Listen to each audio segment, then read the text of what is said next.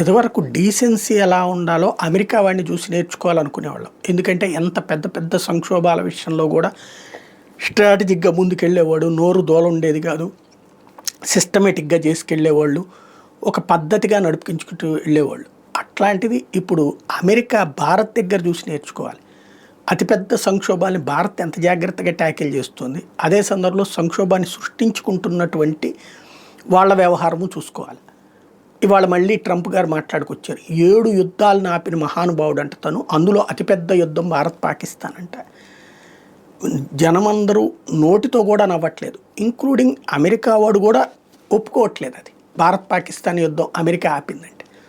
కానీ ట్రంప్ అంత నిస్సిగ్గుగా నిర్మోహమాటంగా అలా చెప్పుకుంటానే ఉన్నాడు.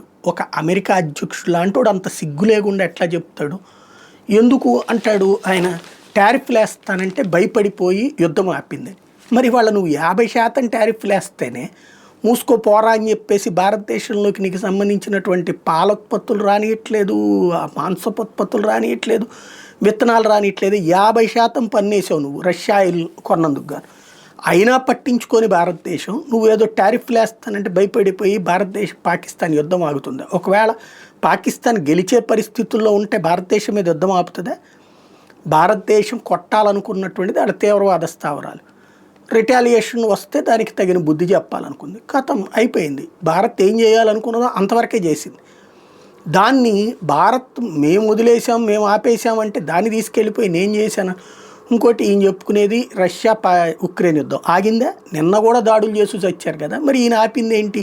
ఎంతకంటే సొంట ఎవడన్నా ఉంటాడా ప్రపంచంలో? ఎంతకంటే అసమర్థుడు, ఎంతకంటే వేస్ట్ గాడు ఎవడన్నా ఉంటాడా ప్రపంచంలో? అమెరికా అధ్యక్షుడు అంత దరిద్రుడు లేకపోతే అంత పనికిమాలినోడు ఎవడన్నా ఉంటాడా? అట్లాగే అదేంటిది